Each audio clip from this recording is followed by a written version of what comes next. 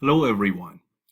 In this video, we are going to talk about the weldments environment in SolidWorks. So weldments are multi-body objects that basically are mostly structural members that you cut and attach to each other and you can weld to make structures, right?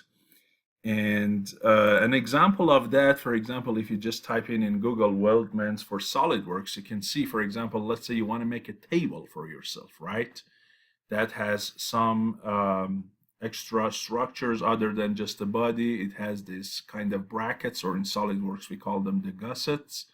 It has this extra bars to reinforce it, or you want to make like the stairs. You want to make like the body of a race car, right? Something like this. You want to make these kind of seats or anything for that matter.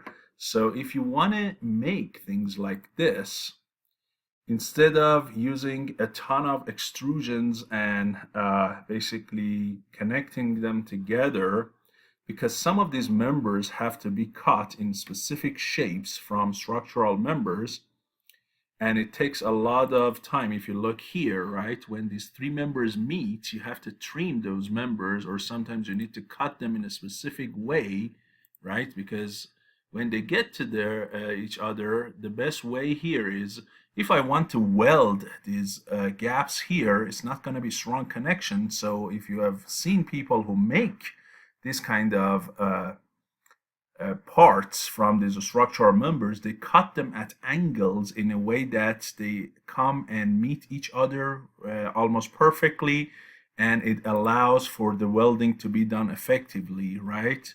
So there are lots of these that I can show you, like here, for example. So as you can see, they are cut in a proper manner with specific angles, and now you have this perfect seams, that gaps that you can easily weld. So this environment allows you to create these 3D members and then make drafting for them. If you have to, give it to somebody else to do it for you with a simple 3D sketch or 2D sketch, and then using this kind of structural member command to do the sweeps, right? Because what you need to do is either extrude command or sweep command, and basically make your sketch follow a specific path. And then you have to do a lot of these, and then you have to later do the cut extrudes to cut. But this environment allows you to do it fast and effective. So let me show you something in practice. So let's say we want to make something similar to that table I showed you, right? So if we go to the top plane here and we go to sketch, and let's say we create a center rectangle, and then we go and say, let's say, for example, it is 8 foot, right? Which is 96 inches, and then by 4 feet, which is 48 inches, right? So this is, let's say, the structure of the top of the table. And then let's say here you have some legs, each one maybe 4 feet as well. So here I use my sketches here, right?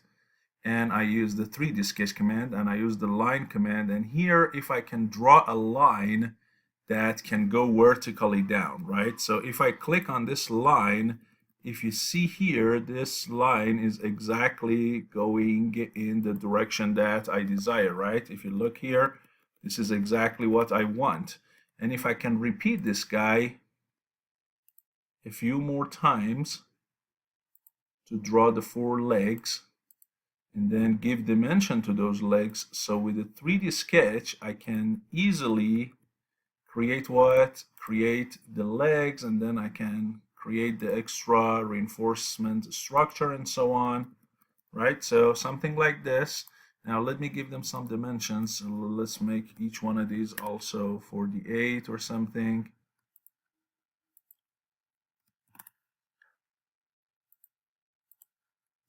And then we can also do that set of bars that connects the legs together for reinforcement. So here Again, I make sure I'm on the 3D sketch, and then I use the line command here, and I connect, for example, something like this, right? You can see I can make it to be perfectly horizontal like that. So now this guy is horizontal. All you need to do is this gap, correct? If you provide this gap, let's say for example 20, then that member should be fully defined, except here, of course, this end is not coincident with this line where you can force it to be coincident like that. So now the line is perfectly fully defined, and then I can continue this, and let's see if I can go ahead and draw this line for you from this point horizontally to here, so I don't have to provide dimensions because it is going to be fully defined, right? So you can see that. There we go. And then I repeat that same thing for the two other members, as long as you can keep them horizontal. So here is another one. Let's see, perfect. And finally, we do this last one, which goes from here to here, right? So this is like the wire frame. This is the wire frame of that table, correct? You don't see any structural members or anything, but guess what? I can easily go ahead and add those now with this structural member command and create my table. So let me show you that. So here I activate my weldment command, so I can use all of the commands as they become available. So I click on the structural member, and then I can select from all of these different standards that are available. Let's say I go with the ANSI inch, and then it brings me all of the different profiles for the structural members. Any could be good. Let's say, for example, I go with a square tube, or I'll talk about custom. This custom by default is not in this folder. I have added that, and I'll tell you how I added that. You can add your own custom profiles. If it's not among the standard structural member profiles, you can add one. So let's say I go with the C, right? And then here you can provide one of the standard sizes, so maybe 3 inch by 5 inches. And now here you say you want to apply this kind of structural member to which one of these. Let's say you want to only apply to the top. So here you click here, and then you say I want to apply to this member, and you see immediately this guy is going to show itself on the member. And then I want to apply to this, and I want to apply to this, and I want to apply to that, and there we go, right? Now, as you can see here, if you can see, these members are already cut at angle for you. So already some trimming is done, and they are not extending directly without any trimming. The cut is already considered. So if I go ahead and and approve this, that's all I need. Now you might say, well, I don't want this C profile to be outside, because as you can see, this kind of mouth of it, the openness of it, is to the outside of the table. Maybe you want it inside, so you kind of want to flip the profile. So is there an option for that? And the answer is yes. What options do I have here? Okay, so first of all, I told you that there is corner treatment, and here is this guy. It says apply corner treatment, right? You can uncheck it, and now if you can see, the corner treatment is not there. You see, now the members are only extended until they meet each other. But if I say apply that, now you see, now both of them are trimmed at kind of 45-degree angle. Or you can say just trim one of them and keep the other one intact. So there are different options for you available to basically trim them. And here, of course, you can allow some gaps if you choose this option, merge or not merge. If you choose that, not choose that, here you can allow some gaps between them. So if you want to leave a little bit gap for the welding bead, here is your chance to leave the gap. Okay, but if you say merge them, then you cannot create any gaps. So here is your chance to create a gap if you want to. Here, let's say I don't want any gaps, so I just go ahead and check it. Then here you have your mirror profile. If you want to move the profile around, you can say mirror the profile for me. And here it says, okay, do you want me to mirror it about the horizontal axis, the vertical axis, or what? So right now, this is what you have, correct? Now, if I say mirror it for vertical axis, did you see what happened? Right? So now I mirrored it with respect to the vertical plane or axis, and this is what I was talking about. You want the parts, the inside of the letter C, basically the inside of them, the open part of them, to be inside, not outside the table. And this is exactly what you need to do to mirror that. So here I could mirror it. You can also give it angle if you want. So look here, let's see if I can show you, right? If I can show you some angle, you probably can see the changes here. Let me find the proper angle. Here we go. Yeah, let me show it from this side view. Maybe you can see it better. So here is the profile, right? And here I am applying an angle to the profile if I want to. So if you don't want these profiles to be perfectly upright, then you can give them an angle. But in my case, I don't want any angle. I just want them to be perfectly horizontal. And then I OK that. And if you look now, these structures are already made for you, right? And the corner treatment is there without any gap. Now, as I said, you can always leave a gap if you want, right? And this is a set of sweeps or extrusions with cuts, but with a simple selection of lines and profile, I can easily get this done very fast. And here, if you'll go under your C channel, right, you see that this is what you did. There is a plane that you started, there is the sketch for the profile, and this is your multi-body object, really, right? And here you have a cut list 1, which is basically how you need to cut these objects. And I'll show you in a minute, if you want to get individual components out of these 4 members, how you can possibly do that. So let's say this is the top of the table, and then you want to put, let's say, a glass. You want to put a big glass on the top of this table. So this is the top part of your table. And then you can here use your, if I go back to the weldment, you can use the hole wizard command, and you can make holes on this surface, so you can put the suction cups, right? And then you can put the glass over that. So you know the hole wizard command and the chamfer command and extruded cut command, so I'm not going to go over those. I'm going to go over the commands here, like the extend, trim, structural member, end cap, gusset, and weld bead, that are new here.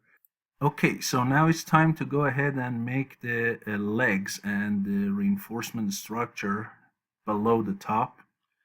And here we go on the structural member again, and here this time we choose pipe, and for size we choose 1 and 4D.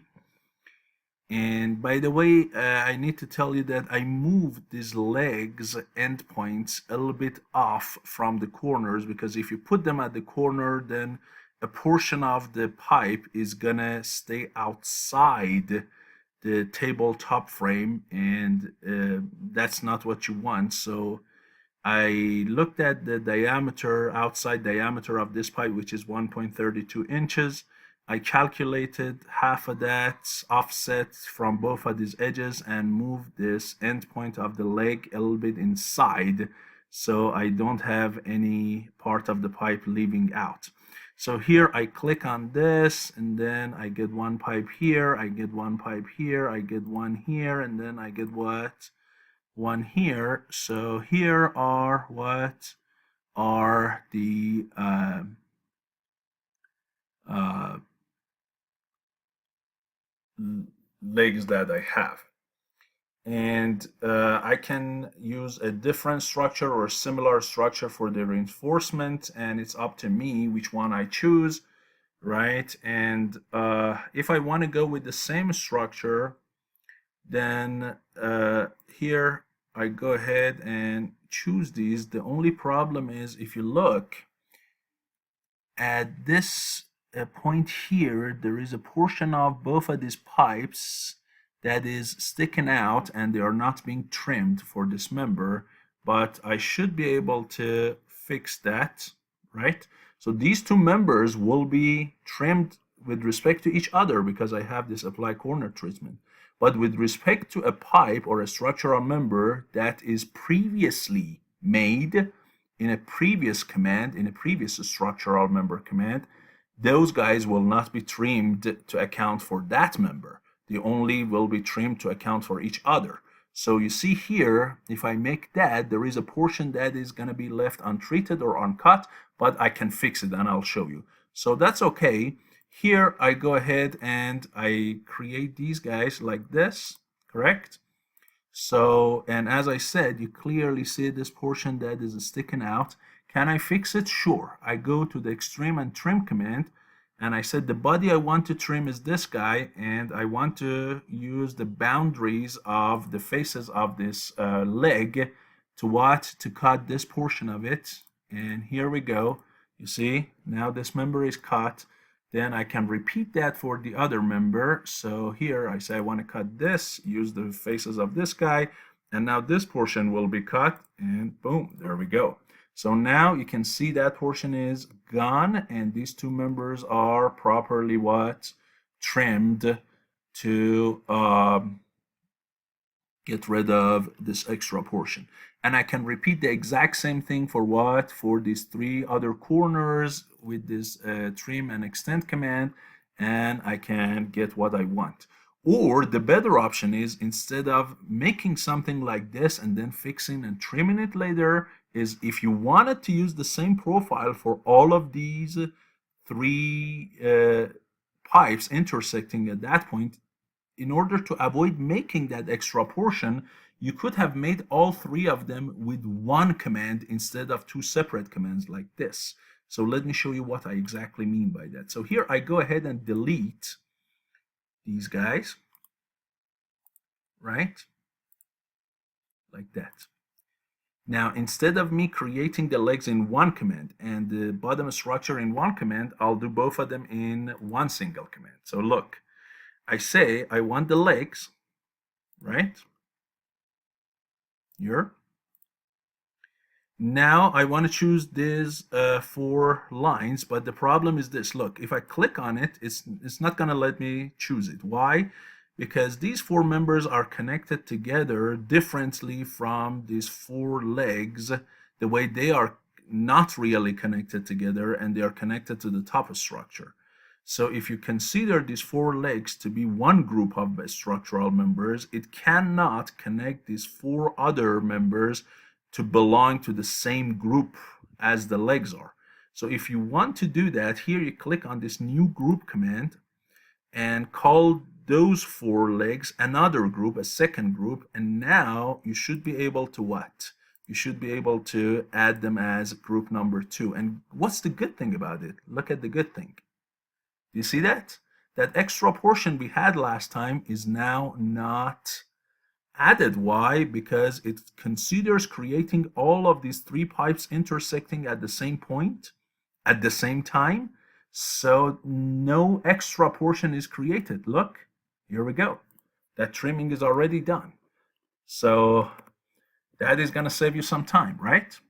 So here we go. I created my legs and I have created my what? My supporting structure below. Now, before I do anything else, you might say, well, how can I get this single member alone and make drafting for it? Let's say I want to send it to somebody to cut it for me. And I want to have the dimensions of it, right? How are these boundaries here? How are they exactly cut? At what angle? What are the distances and so on? So if you want to extract one single member of this weldment and make a drafting for it, this is the way you go. So here, if I go under the pipes, you see all of different pipes, and you clearly see here I have a basically member part, right? It has all these different multi-body part. So if I find this pipe here, which is this guy, I right click on it and then I say what? Insert it into a new part. And then I give it some name, maybe call it pipe 1 or something, and I save it and I okay that, and then I say yes to this question, and then it allows me to what? To extract this member individually, as you can see here, right? So it shows you exactly the cut. So now you can go ahead and make drafting for it and give it to somebody to cut it for you, or you can do it by yourself. So this is an option that you have about individual members.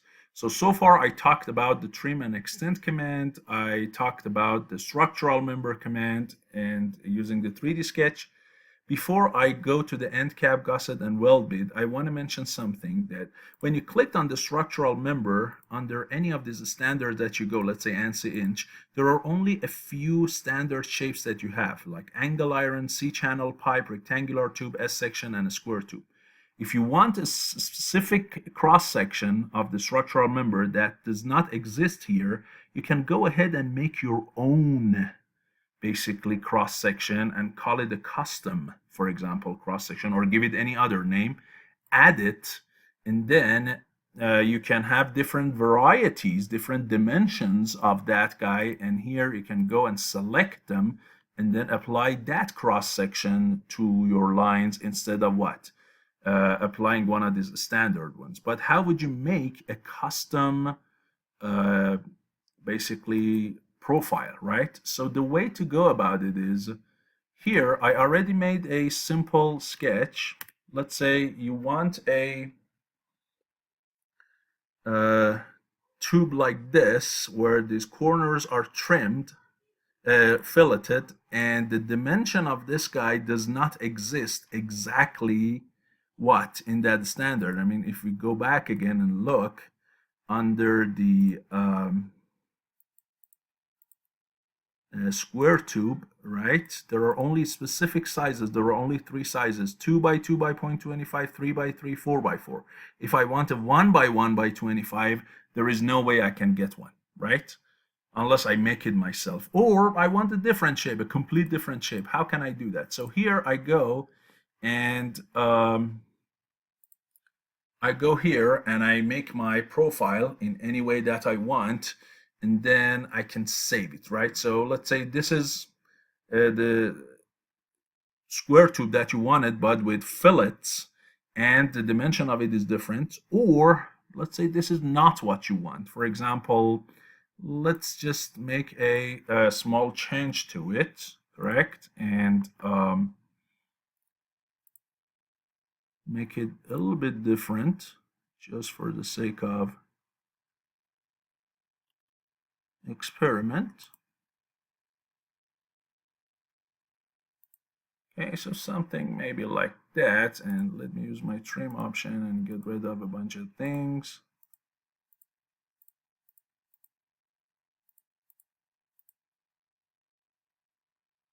So let's say something like this. Okay, let's say this is your cross section.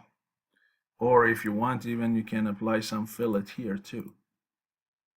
Let's say this is my cross section. There is no such a thing. I can call it whatever you want, triangular cross section. Or if I want to make it like a tube, I can probably apply some offset to this guy if it allows me to offset this. Let's see here. So let's say this is a cross section that I made, right? This is a sketch, or you can download it from somewhere. Now this is what you need to go. You go to File, Save As, and then instead of saving it as .sldprt, you save it as what?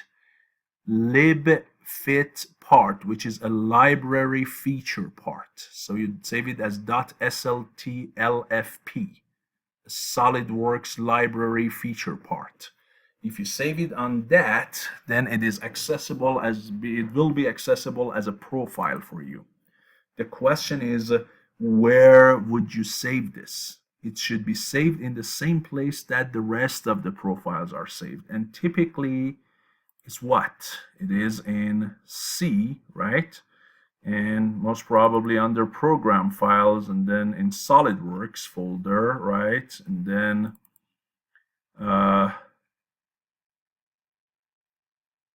so once under SolidWorks Corp and SolidWorks, then I want you to go to data and then look for Weldment profiles. And here are the folders that you have, and then you go under ANSI inch, let's say. Now here, if it's one of these guys, you can save it, or if it's a custom one, then you can save it as what? A custom folder. So here you right click and create a new folder and call it whatever you want. Let's say custom. If you don't like the name custom, change it to triangular. And then under this, go ahead and what? Save this new sketch. Call it custom profile, maybe 1 by 1 by 0.25 or something like that. Give it some name and save it. And once you save it, then what? Then you should be able to apply that to the Weldment 3D sketches. So here I go, and I already saved it, so I don't need to save it again. So this is what I do. Now, if I close this for a moment, I'm gonna go with that square one that I made, but if I go ahead and here I create a line, and then to this line I want to apply that custom profile. So here I go and I say custom, and then I choose that square one, and then I apply it to this guy, and here we go. If you can see, this is that square that I had with what? With those fillets at the corners. Or if I replace that with that triangular one, then I could what? Apply the triangular ones to it. So this is how you create the custom folder and create what? A custom profile, save it and use it. Good. So this is about that part. Now, sometimes these members that you have, at the very end of them, they need an end cap so they can be put on the floor and nothing goes inside the pipe. So for that, we can create an end cap. So if we create an end cap and choose the surface and say, hey, create an end cap for me, and then I choose a thickness for it, right? And how much of the thickness is going to be inside this pipe, how much of it is sticking out, and so on, right? So here I can create an end cap, right? Let's say 1/2 inch. And then you can have offset, right? Value. You can, and this offset is basically the offset of the external edge here of this end cap with respect to the external edge of your profile. So if I reverse it, I can have it stick out of my object. Look. So if I say stick out of the profile for 0.1 inches like this, then I can make it bigger like that. This corner treatment is active when your profile has corners. Since my profile is round and there is no corner, this guy is not going to be what? Available. If it was a square pipe, then I could, when I create the end cap, for example, I can apply a fillet to its corners. So let's say this is what I want. This is an end cap for this. And then I can apply similar things to the other end caps, right? So if I go ahead and apply it to the other end cap, the other ends of these pipes. So that's one, and then this is one, and finally this is one. So here now I have these end caps. By the way, if you don't need your sketches, as always, go ahead and what? Go ahead and hide them so you can see your object better. So this is for end caps. Now the gussets or the brackets are there to what? To allow the reinforcements of the corners. So if I go ahead for a gusset and say which two areas do you want to reinforce together, and I say, let's say I want this surface and this one. Now let's see if it can do it, okay? Because one of them is round, one of them is flat, so we'll see if this guy can even do it. How much of thickness is it? Do you want it in the middle? Do you want it on one side and so on? Let's see if it's even possible for it. You see, it says it cannot do it because the gusset direction is not defined. Why is it not defined? Because of the way that one of them is round and one of them is what? One of them is flat. If both of them were flat, then it could easily what? It could easily do that, but in this case, because of this round surface, it cannot find a normal, and so the direction of the gusset is not defined unless we go and create a vector for it to define it. So here is how I solve this problem. I go on this surface, and then I go to sketch, and then I create a line at 45-degree angle, which is the direction of normal to the gusset profile or the hypotenuse of it that I want. So I can use that as the direction of normal. So here, if I go to the gusset and say I want between these two, and I says, where is the direction? And I said, this guy is my direction. And now you see this guy is created. And as I said, I can make it thicker here, right? Let's say I make it 1/2 inch.